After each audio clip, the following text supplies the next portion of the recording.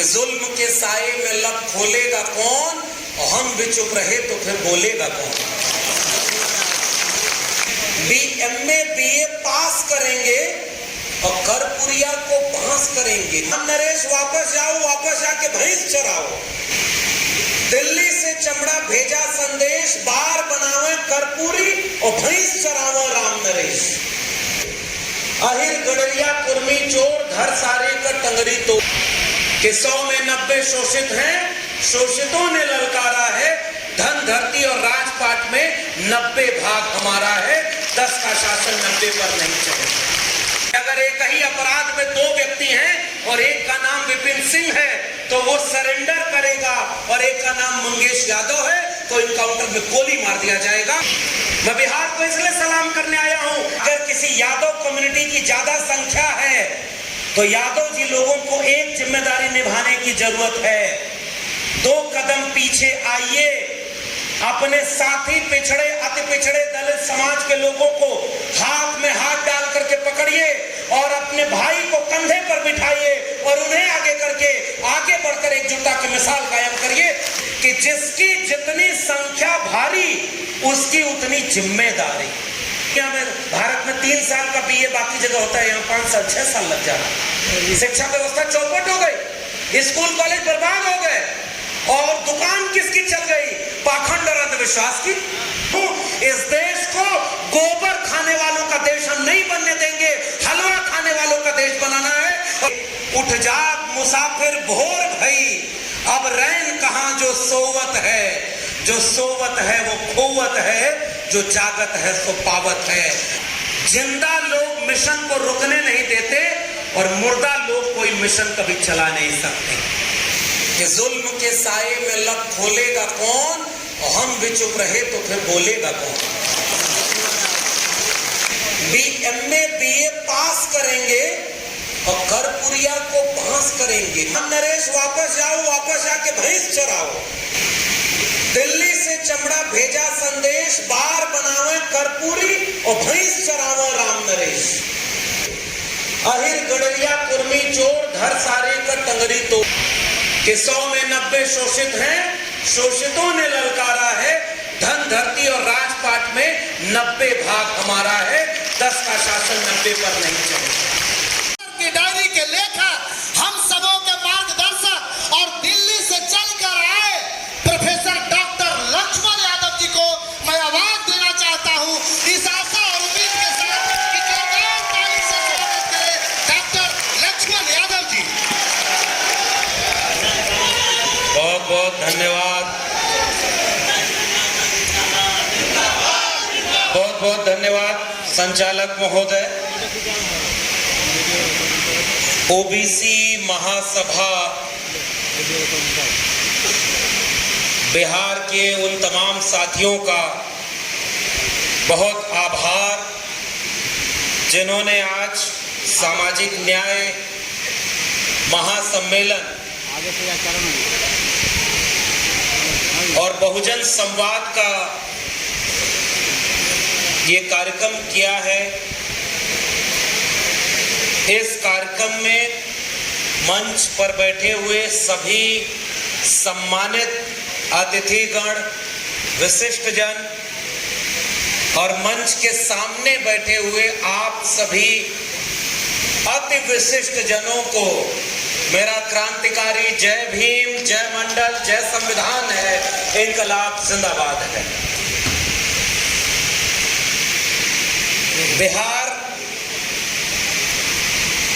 अब मेहमान बन के नहीं बुलाता है। ऐसा लगता है कि बिहार अपने वैचारिक घर की तरह है जो अपने वैचारिक लोगों से मिलकर हिम्मत देने के लिए बुलाता है। इसलिए मैं शुक्रिया करता हूं आप सबका कि 6 घंटे से बैठकर एक वैचारिक कार्यक्रम के लिए आपने जो अपना स्नेह, अपना समर्पण दिखाया है, इसके लिए आप सबको मेरी तरफ से क्रांतिकारी सलाम है और आप सबकी हिम्मत से मुझे हिम्मत मिले। बिहार की मगध की ये धरती और ऐसे वक्त में लोकतंत्र की जननी, मानवतावादी विचारों की क्रांतिकारी चेतना वाली मिट्टी और तथागत बुद्ध के तर्कशील करुणा प्रज्ञा, उस बोध को इसी मिट्टी से सृजित करके दुनिया को रोशनी पहुंचाने वाली इस मगध की धरती पर ऐसे वक्त में यह महासम्मेलन सामाजिक न्याय का हो रहा है जब लोकतंत्र पर सबसे बड़ा खतरा मंडरा रहा है। और इसके लिए ओबीसी महासभा के सभी समिति के लोगों को मैं शुक्रिया अदा करता हूं कि लोकतंत्र को बचाने का जो एकमात्र रास्ता है वो सामाजिक न्याय का रास्ता है। उस रास्ते पर चलने और लोकतंत्र पर आने वाले खतरे से लड़ने के लिए इस वैचारिक कार्यक्रम को आपने आयोजित किया है, इसके लिए पूरी आयोजन समिति को मैं बहुत धन्यवाद देना चाहता हूं। और आयोजन समिति को इस बात के लिए भी धन्यवाद कि ओबीसी महासभा का आयोजन है, लेकिन इस आयोजन में मंच पर आपने गुलदस्ता सजाया है जिसे वाकई बहुजन कहा जाता है। अभी अली अनवर साहब जो तकरीर कर रहे थे, जिसे वो पसमानदा कहते हैं, जिसे आप बहुजन समझते हैं, जिसे इसी बिहार में बाबू जगदेव प्रसाद ने श्रमजीवी कहा था, 90% कमेरा कहा गया चौधरी छोटू राम और सोनेलाल पटेल के द्वारा। एक जमाने में त्रिवेणी संघ के लोगों ने या अर्जक संघ के लोगों ने उस 90% बहुजन को, मानवर कांशी राम ने जिसे बहुजन शब्द दिया, वो केवल भाषण में नहीं होना चाहिए, वो आचरण में होना चाहिए। और ओबीसी महासभा के इस आयोजन की एक कामयाबी मैं इस बात के लिए मानता हूं कि इस मंच पर हम सब के वैचारिक अग्रज, अगर आदरणीय उदय नारायण चौधरी जी बैठे हैं, विधायक सतीश जी बैठे हैं, पूर्व विधायक पूर्व मंत्री कई लोग हैं जो सीधे ओबीसी समाज के नहीं हैं। इसका मतलब ओबीसी समाज, ओबीसी महासभा का यह आयोजन वाकई बहुजनों का आयोजन है। अली अनवर अंसारी साहब की आवाज न होती, सतीश जी की आवाज इसमें शामिल न होती, आदरणीय उदय नारायण जी की बात इसमें शामिल न होती, तो यह आयोजन मेरे हिसाब से वैचारिक रूप से पूर्ण आयोजन नहीं होता। जिस 90% की बात हम करते हैं उस 90% का यह आयोजन है। इसके लिए मैं आयोजन समिति को मैं बधाई देना चाहता हूं। बाकी कार्यक्रम इतना बड़ा कर दिया, 6 घंटे का कार्यक्रम, इस हिम्मत की भी दाद देनी चाहिए। वरना हमने वीरेंद्र बाबू से कहा था कि भाई बहुत ज्यादा वक्ता रखने में एक समस्या क्या होती है। देखिए, आप एक व्यक्ति लक्ष्मण यादव को बहुत ज्यादा सम्मान दें, इससे कोई बड़ी लड़ाई, कोई बड़ा आंदोलन शायद नहीं खड़ा हो पाएगा, क्योंकि हम जिस विचारधारा के मानने वाले लोग हैं उसमें व्यक्तियों की बहुत ज्यादा अहमियत नहीं है, उस विचार की अहमियत है जिन्हें हम जैसे तमाम लोग हजारों साल पहले से लड़के आगे बढ़ाए। थोड़ा हम बढ़ा रहे, हमारे बाद भी इस संघर्ष को लोग आगे बढ़ाएं। लिखा हमारे एक बहुत शानदार कवि शायर ने कि कल और आएंगे नगमों की खिलती कलियां चुनने वाले, हमसे बेहतर कहने वाले, तुमसे बेहतर सुनने वाले। इसका अर्थ यह है, हमारे पूर्व के जितने वक्ताओं ने जितनी बातें कही वो वही बातें हैं जो हम कहना चाहते हैं। रिंकू जी जैसे लोग जब इस वैचारिक कार्यक्रम का एक वैचारिक खाका बनाते हैं कि सामाजिक न्याय का मतलब क्या है, फूले अंबेडकर पेरियार की विचारधारा कौन से देश को को बनाना चाहती थी। और आज हमारे सामने कौन सी चुनौतियां हैं, तो वो वही बात कह रहे हैं जो हमारी बात।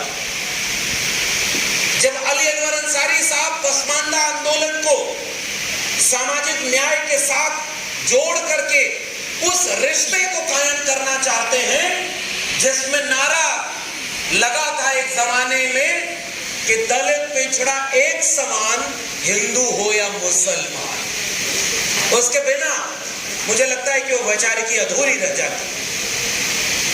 जब सतीश दास जैसे विधायक, मैं तो चाहता हूं कि यूपी में भी 2-4 ऐसे विधायक हो जाएं,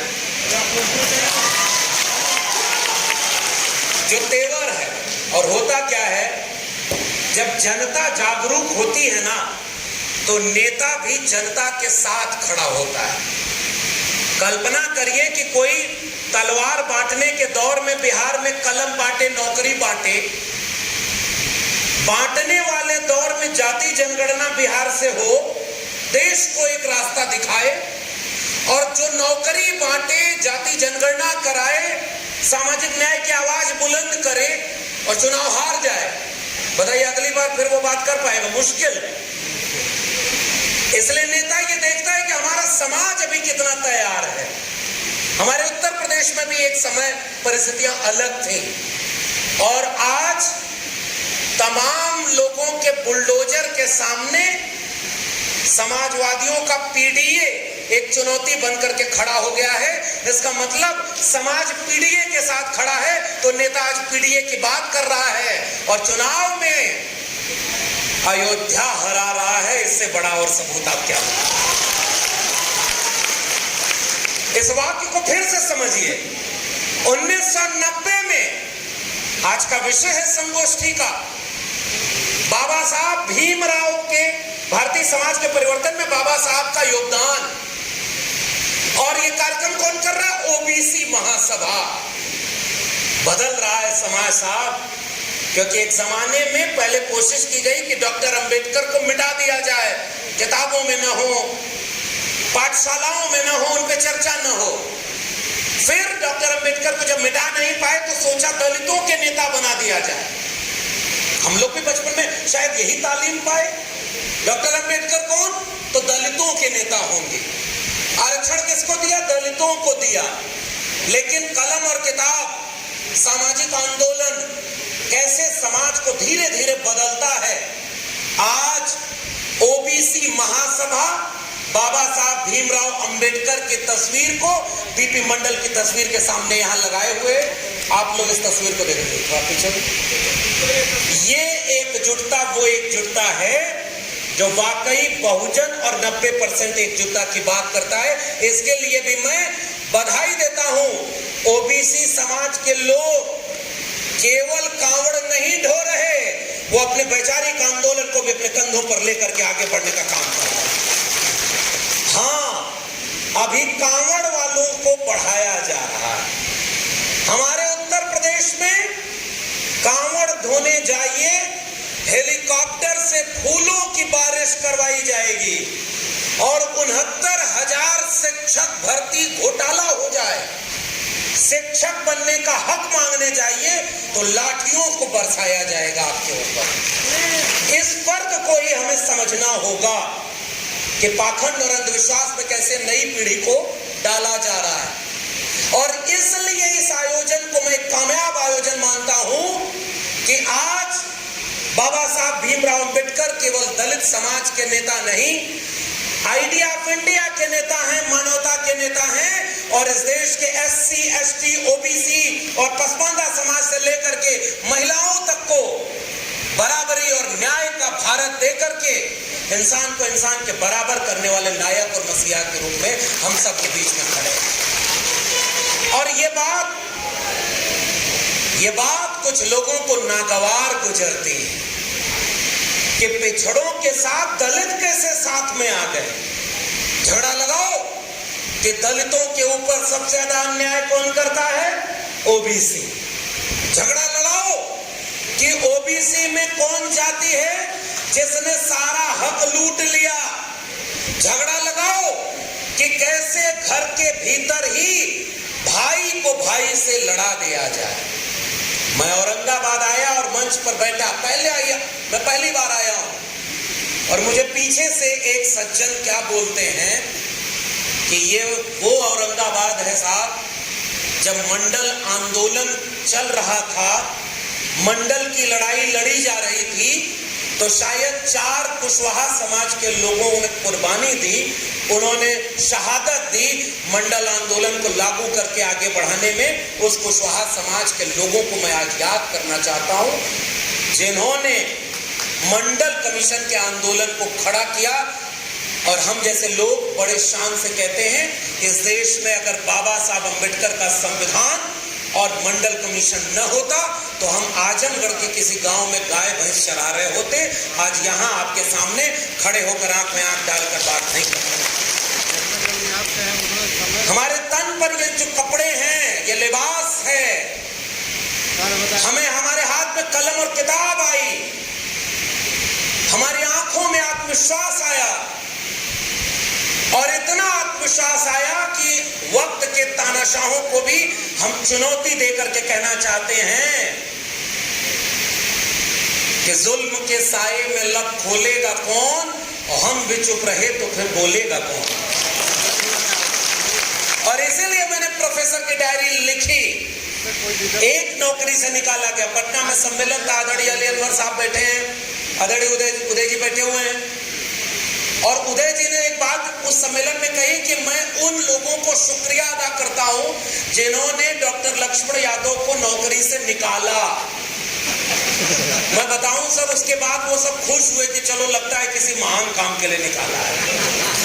कल तक वो बड़े अफसोस में थे, और मैं शुक्रिया अदा करता हूं देश के उन तमाम लोगों को जिनसे मैं शायद अभी तक मिला भी नहीं हूं, लेकिन गलत को गलत कहने के लिए उन्होंने मेरे समर्थन में पूरे देश में हजारों जगहों पर आंदोलन किए, और ये बात कही कि जो आरएसएस की शाखा में नहीं जाएगा, क्या वो अब इस देश में प्रोफेसर भी नहीं बन पाएगा। और मैं शुक्रिया अदा करता हूं कि मेरा समाज मेरे साथ खड़ा, और आज जो ये सम्मान आपका है, ये एक व्यक्ति का सम्मान नहीं है, वो उस विचारधारा का सम्मान है जो हमें हिम्मत और दिशा दोनों देता है कि हम डर के नौकरी के लिए लड़ते तो बीपी मंडल, बाबा साहब अम्बेडकर, महात्मा फूले, डॉक्टर राम मनोहर लोहिया, भगत सिंह, इनमें से कोई नौकरी नहीं करता था, और तमाम लोगों को नौकरी कैसे मिले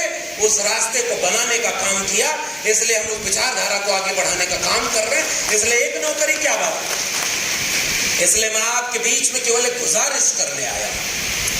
गुजारिश क्या है कि जब आप औरंगाबाद के उस इतिहास को पढ़ेंगे, और खासकर नौजवानों, जितने नौजवान यहां आए उनसे मैं ये सवाल पूछना चाहता हूं कि औरंगाबाद में मंडल कमीशन के समर्थन में अगर कुशवाहा समाज के लोगों ने अपनी कुर्बानी दी, इस पूरे बिहार में कभी कोई बस्तियां जला देता था तो कभी कोई खटिया पर बैठने नहीं देता था, कभी कोई जाति के नाम पर गालियां बना करके अपमानित करता था, तो कोई ये कहता था कि इनको ये मुख्यमंत्री भी बन गए तो शूद्र मुख्यमंत्री बनेगा तो गंगा में आग नहीं लगेगी तो और क्या होगा।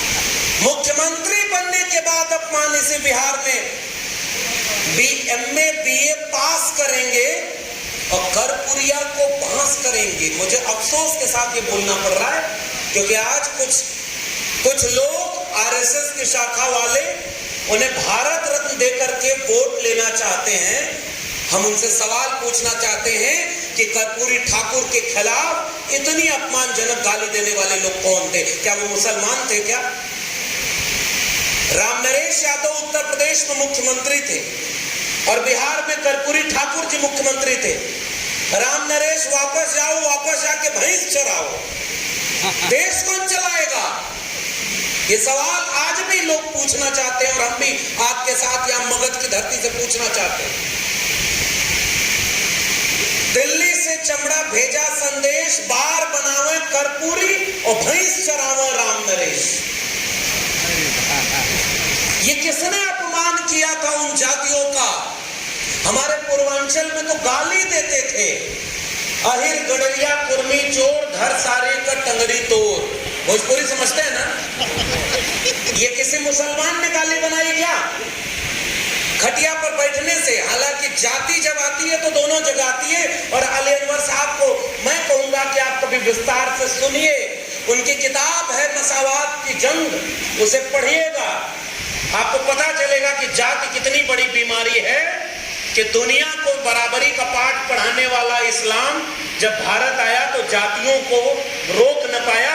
और आज पसमानदा उसी समाज के लोग हैं जैसे हमारे यहाँ भी कमेरा लोग। तो एक वैचारिक मंच पर क्या बात होनी चाहिए?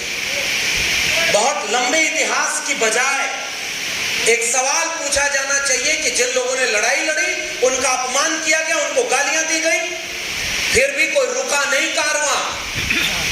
लेकिन आज उस स्वर्णिम अतीत को मैं याद करूं यहां खड़े होकर 6 घंटे के आपके कार्यक्रम में, या आज ये बताने की कोशिश करूं कि आज हमारे सामने क्या मुश्किल है। आज मुश्किल इस बात की नहीं है कि ऊपर जितने लोगों की तस्वीर लगी है, बिरसा मुंडा से लेकर के जगदेव बाबू तक, कितना दूर है जगदेव बाबू का शहादत स्थल। और क्या बोला था इसी त्रिवेणी संघ के बिहार के लोगों ने? जब अर्चक संघ त्रिवेणी संघ आगे बढ़ा तो इतिहास पिछले 100 साल का देखिए क्या है। जिसमें समता की चाह नहीं वह बढ़िया इंसान नहीं, समता बना समाज नहीं, बिन समाज जनराज नहीं, ऊंची जात की क्या पहचान, गिटपिट बोले करे न काम, और नीचे छोटी जात की क्या पहचान, करे काम और सहे अपमान। क्या नारा इसी समाज में लगाया गया था? संसोपा ने बांधी गांठ, पिछड़ा पावे 100 में 60।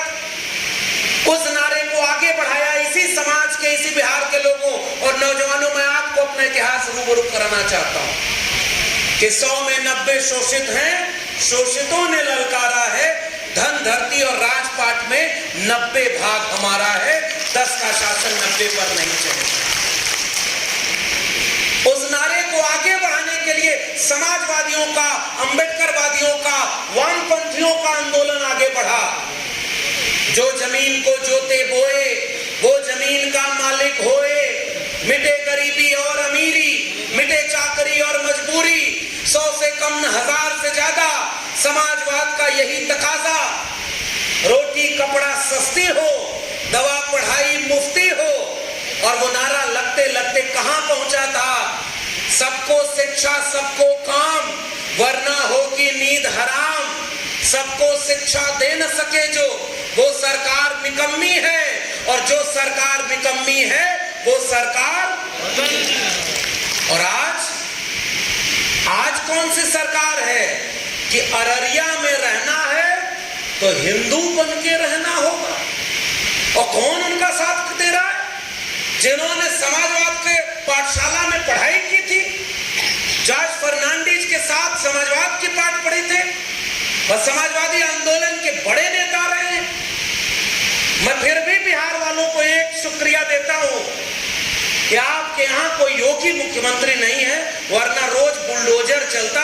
कम से कम आप उससे बचे हुए हैं। आइए उत्तर प्रदेश में देखिए कि जहालत की स्थिति क्या है।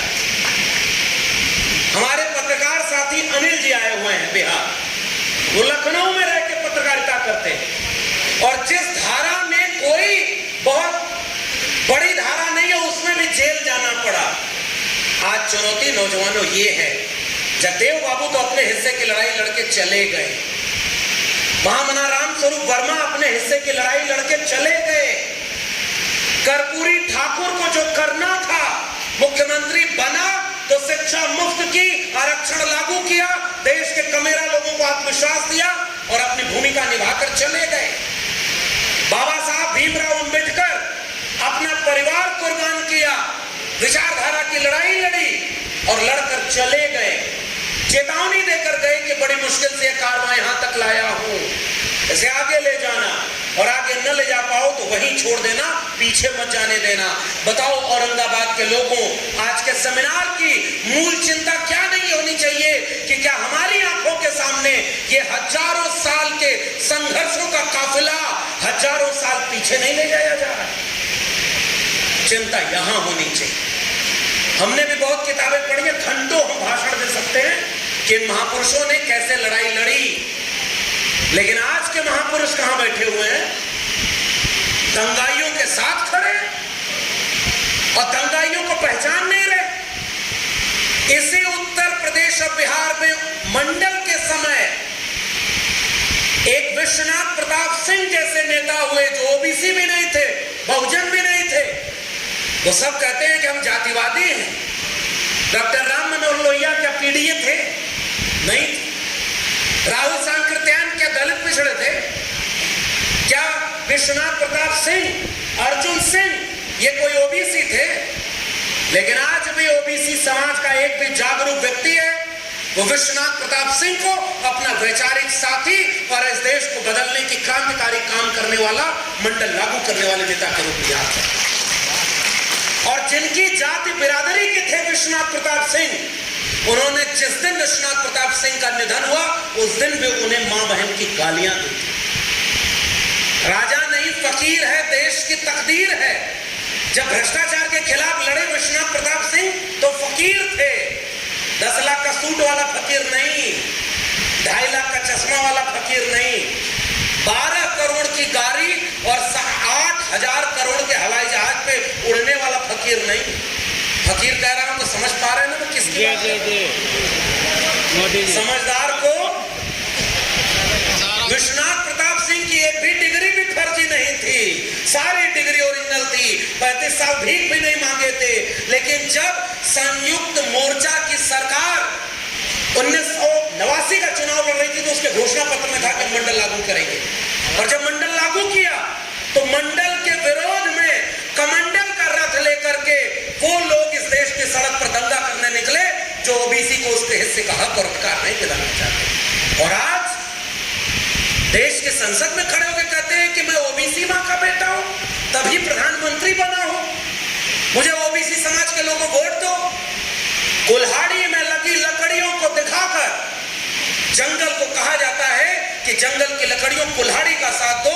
देखो कुल्हाड़ी में लगी लकड़ी भी तुम्हारी जाति की तो है।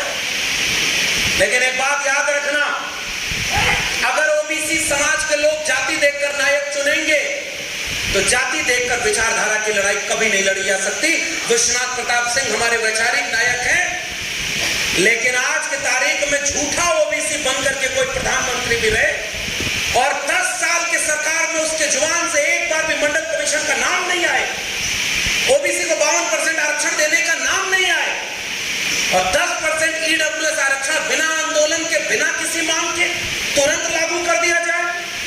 ऐसे ओबीसी को भी हम अपना नायक और अपना साथी नहीं मानते। हम विचारधारा के लोगों को अपना नायक और अपना साथी मानने की बात करते हैं। और आपसे भी एक गुजारिश करते हैं, मंडल के विरोध में कमंडल का रथ लेने के लिए चलने वाले संचालक थे और जब प्रधानमंत्री बना हुआ तो ओबीसी बन गए। बच के रहना रे भाई। पहले हम लोग क्या पढ़ाया जाता था, बहेलिया आएगा, जाल फैलाएगा, दाना डालेगा, लेकिन चिड़ियों तुम फंसना मत। फिर क्या हुआ पता है? चिड़िया भी वो सब गाना गाने लगी कि बहेलिया आएगा, जाल फैलाएगा, दाना डालेगा, चिड़ियों तुम दाने में फंसना नहीं, जाल में फंसना नहीं। और ये गाना गाते गाते लालच में, कुर्सी की लालच में या नौकरी की लालच में उसी जाल में जाकर के सारी चिड़िया फंसती चली गई और बहेलिया का काम आसान कर दिया। बताइए इशारा समझ रहे हैं कि नहीं समझ रहे? या एक बार पलटी मार के बताऊं? समझ रहे हैं ना कि आपको विचारधारा का कोई मतलब नहीं रहा। किसी को कुर्सी प्यारी, किसी को नौकरी प्यारी, किसी को संगठन प्यारा, किसी को पद प्यारा और विचारधारा खत्म। तो विचारधारा की बात अगर खत्म हो जाएगी तो 90% हैं कहां? अस्पताल में लाइन लगाए हुए हैं कि दवाई के बिना हमारे घर के बच्चों का बीमारी ठीक नहीं है। अस्पताल में सबसे ज्यादा भीड़ किसकी है? वहां 90% हम हैं। बेरोजगारों की भीड़ में 90% हम हैं। पाखंड और अंधविश्वासियों की भीड़ में 90% हम हैं। दंगाइयों की भीड़ में 90% हमारे लोग हैं। और उनके लोग 10% आबादी पता नहीं है भी कि नहीं, 90% प्रोफेसर हैं, 90% जज हैं, 90% वकील हैं, 90% ब्यूरोक्रेसी में है, मीडिया में है और देश को लूट करके देश को विदेश में भाग जाने वालों को, और हम 90% कहां। ये कुछ सवाल मैं आपके सामने छोड़ कर जा रहा कि कमंडल और मंडल की लड़ाई में अगर आप अपना दुश्मन नहीं पहचान पाए तो कभी कोई कमंडल के रथ पर हनुमान बना, तो आज करने के नाते हम बिहार के उन तमाम लोगों को सलाम करना चाहते हैं। और पहचानिए कि वो आरक्षण बढ़ाने का फैसला लेने वाले कौन लोग थे।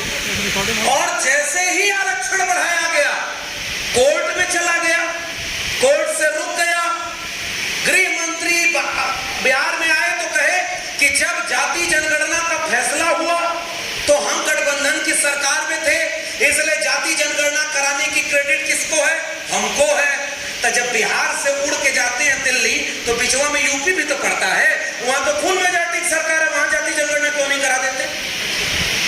महाराष्ट्र में अब तक उनकी सरकार थी, जाति जनगणना क्यों नहीं कराया? मध्य प्रदेश में तो यादव को मुख्यमंत्री बना दिया है। आज तक उस यादव से किसी ने पूछा कि उत्तर प्रदेश पर क्यों नहीं बोले कि अगर एक ही अपराध में 2 व्यक्ति हैं और एक का नाम विपिन सिंह है तो वो सरेंडर करेगा और एक का नाम मंगेश यादव है तो इनकाउंटर में गोली मार दिया जाएगा। ये खुला आपके सामने न्याय का प्रदर्शन दिखा हुआ है, और फिर भी सब जातियों में बटे हुए लोग। इसलिए बहरूपियों को पहचानना जरूरी है। मैं बिहार को इसलिए सलाम करने आया हूं कि 75% आरक्षण बढ़ाकर आपने दिशा दिखाई थी, लेकिन ओबीसी क्या उस लड़ाई को आगे लड़ पाया? क्या आज इस देश में जाति जनगणना की कोई आंदोलन खड़ा है क्या? और अगर जाति जनगणना का कोई आंदोलन खड़ा नहीं है तो आप अपने जीवन का इतना कीमती समय देकर 6 घंटे से यहां बैठे हैं। मैं तो आपको सलाम कर रहा हूं साहब, आपने अपना कीमती समय इस कार्यक्रम के लिए दिया है। इतना आयोजन करने में मेहनत लगी होगी, एक एक व्यक्ति को जुटाने में मेहनत लगी होगी, लेकिन इस आयोजन के बाद क्या होगा ये मैं आपके लिए सवाल छोड़कर अपनी बात खत्म करूंगा। क्या इस आयोजन का मकसद केवल ये है कि 4, 6, 10 लोगों को अच्छा अच्छा भाषण दिला करके उनको विदा कर दिया जाए? फूल माला पहनना किसको अच्छा नहीं लगता? लेकिन मेरी चिंता यह है कि अगर आज हम ये लड़ाई नहीं लड़े, जाति जनगणना पर हम कोई आंदोलन खड़ा नहीं कर पाए, मंडल आंदोलन की बातों को अपने घर घर नहीं पहुंचा पाए, पिछड़े और अति पिछड़े समाज के अंतर विरोध को हम बैठ के नहीं सुलझा पाए, तो फिर ये लड़ाई आगे कैसे लड़ी जाए? कल तक तो ओबीसी में ही बंटवारा था, आजकल तो शेड्यूल कास्ट और शेड्यूल ट्राइब में भी बंटवारा हो रहा। घर के भीतर दुश्मन पैदा कर दो। मैं बिहार को इसलिए मैं शुक्रिया अदा करता हूं कि बिहार ने बताया कि जिनकी आबादी 14% है, जिनको बदनाम किया गया कि ओबीसी की सारी मलाई इन्होंने खा ली, उनको नौकरी 1.5% के आसपास भी नहीं मिली, और जिनकी आबादी 2%, 3%, उनकी नौकरी कितने परसेंट? ये जो गैर बराबरी है, इसके बिना डॉक्टर अंबेडकर के नाम का नारा लगाने से अंबेडकर के सपनों का भारत नहीं बनने वाला। जिस कारवां को लड़कर अंबेडकर छोड़ गए, फूले छोड़ के गए, जगदेव बाबू शहीद हो गए, आज जगदेव बाबू वाले वोट कहां देते हैं मेजॉरिटी में? जरा ये भी सवाल पूछिए भाई। मैं आपसे कड़वा बात भी कहने आया हूं, दवाई कई बार मीठी नहीं होती है, मीठा खाने से शुगर हो जाता है। यहां हम इतिहास गवाही करने नहीं आए, हम सवाल पूछने आए हैं कि जगदेव बाबू की विरासत आज कहां खड़ी है, कर्पूरी ठाकुर की विरासत कहां खड़ी है? कोई आया और आपको झूठ बोला कि ओबीसी का सारा हक इन्होंने खा लिया और आपका वोट लेके चला गया और कह रहा है अररिया में रहना है तो हिंदू बन के रहना, और ये बात भी किसी बहुजन से कहलवा रहा है। हमें पता चला ये बात कि जो ये बात बोल रहा है दंगे की, वो भी कोई बहुजन है। बहराइच उत्तर प्रदेश में है, और पता है भारतीय जनता पार्टी की सरकार है, भारतीय जनता पार्टी के विधायक ने भारतीय जनता पार्टी के नेताओं के ऊपर एफआईआर किया है कि उनके नेताओं ने दंगा बढ़ाने का काम किया है। और आज तक आपको समझ में नहीं आया कि हिंदू मुसलमान के लड़ाने वाले कौन लोग हैं? इस देश में जब दाढ़ी और टोपी देख करके मुसलमान की लिंचिंग हुई तो एससी एसटी ओबीसी के लोग खड़े क्यों नहीं हुए? ये वही बिहार है जब सांप्रदायिकता का रथ समस्तीपुर तक आया था तो कोई चट्टान बन करके खड़ा हो गया था कि हमारे लिए जितना एक आम आदमी की जान की कीमत है उतना ही एक प्रधानमंत्री के जान की कीमत है। हम अपने देश में प्रदेश में दंगा नहीं होने देंगे। अगर इंसान ही नहीं रहेगा तो मंदिर में पूजा करने कौन जाएगा? अगर इंसान ही नहीं रहेगा तो मस्जिद में इबादत देने कौन जाएगा? और आज उसी प्रदेश में दंगा भड़काने की बात, मुसलमानों के ऊपर केवल खतरा बना के पेश कर दो। हमारे यहाँ का मुख्यमंत्री बोलता है बटेंगे तो कटेंगे, प्रधानमंत्री इस देश का बोलता है कि बटेंगे तो बांटने वाले महफिल सजाएंगे। और बटा हुआ कौन है? ये 90% कमेरा यही बटा हुआ है, इसलिए 10% लुटेरा का राज इस देश पर चल रहा है। ये कड़वी बात आपको स्वीकार करनी होगी। और बांटने का टूल कुछ भी हो सकता है, लेकिन जोड़ने की जिम्मेदारी हमारी थी।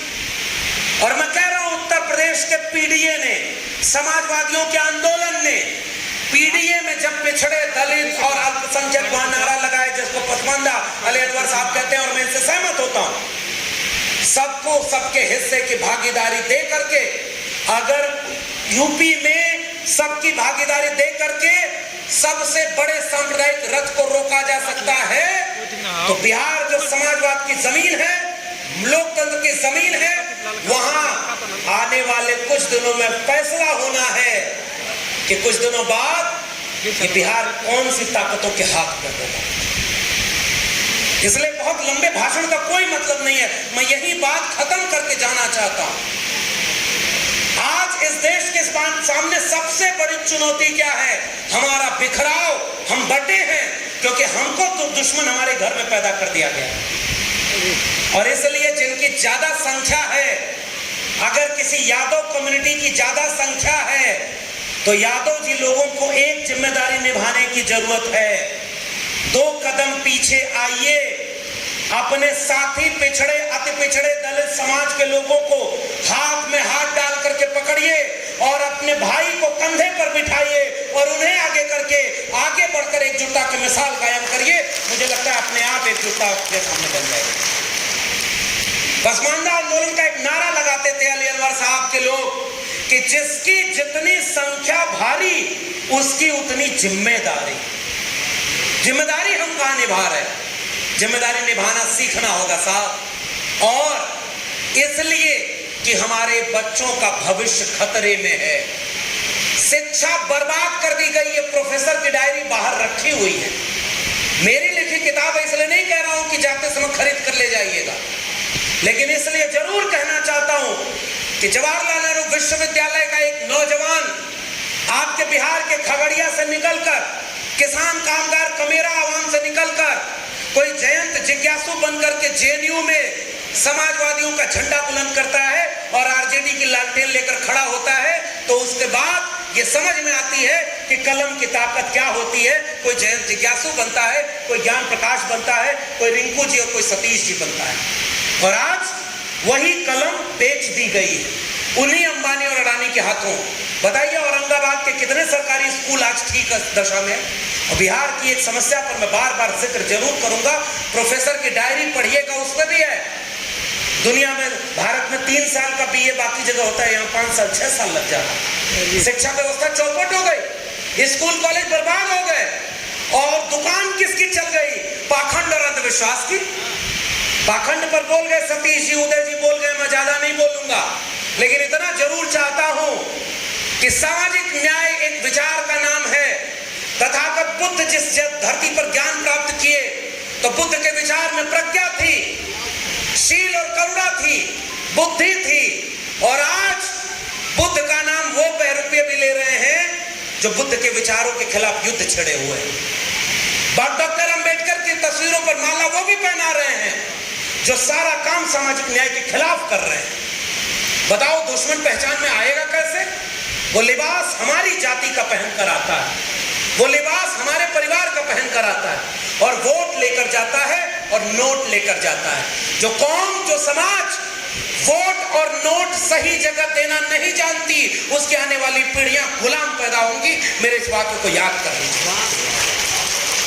आपका वोट लेकर के आपके खिलाफ काम किया जा रहा है, और आपका नोट कैसे लिया जा रहा है? पाखंड और अंधविश्वास को, कुछ बहरूपियों को आपके गांव-गांव छोड़ दिया गया है, उजा रहा है सब, और कथा सुना रहा है। गोबर लीप कर खाने से बीमारी दूर होती है।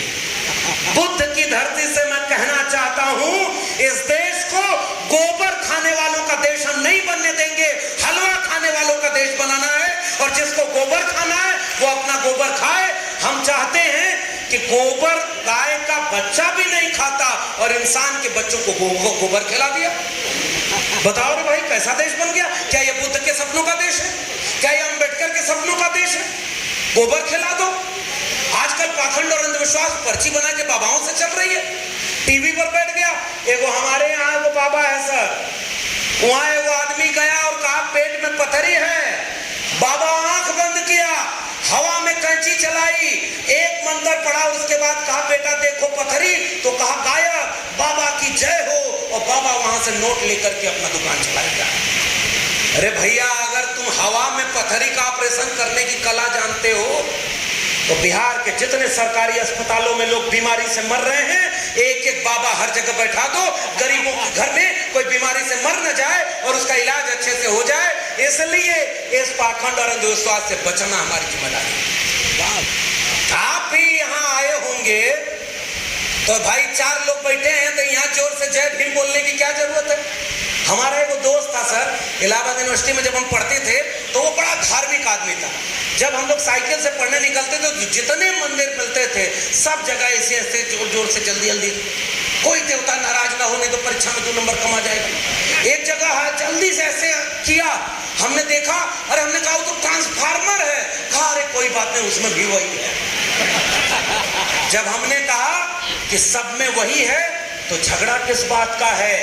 हमारा पुरखा कबीर कह गया कि कस्तूरी कुंडल बसे मृग ढूंढे बनमाए, और ऐसे घट घट राम है दुनिया देखे ना आए। और धर्म के नाम पर लड़ाने वाले सांप्रदायिकता की आग में इस देश को झोंकना चाहते हैं।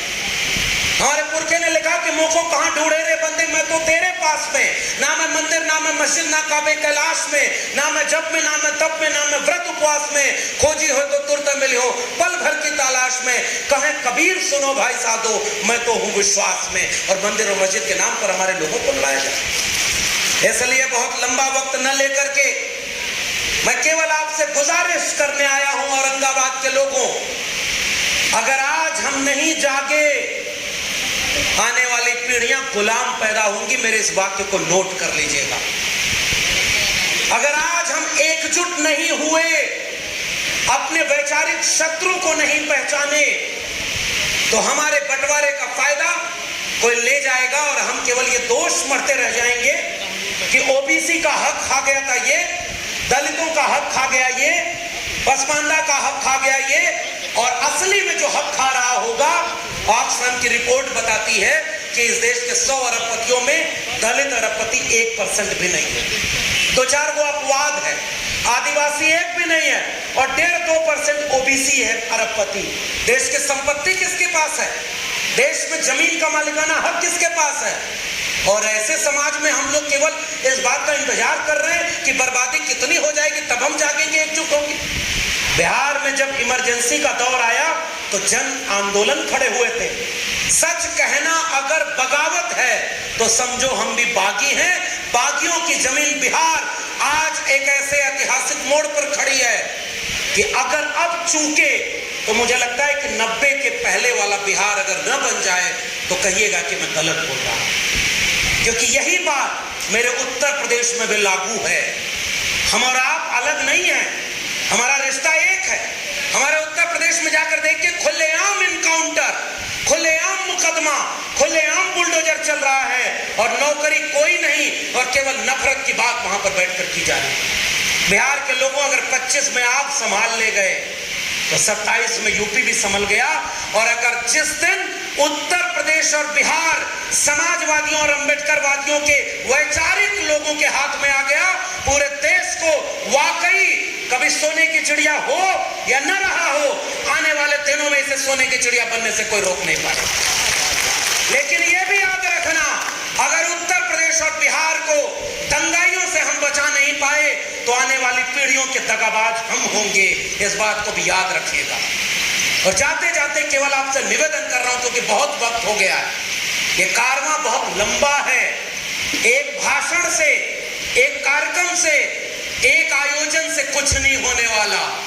याद रखिएगा, घर घर क्रांति की लौ जगानी पड़ेगी, शिक्षा की लौ जगानी पड़ेगी, चेतना की लौ जगानी पड़ेगी, पाखंड और अंधविश्वास से अपने पीढ़ियों को बचाना पड़ेगा और वैचारिक दुश्मन पहचानना पड़ेगा।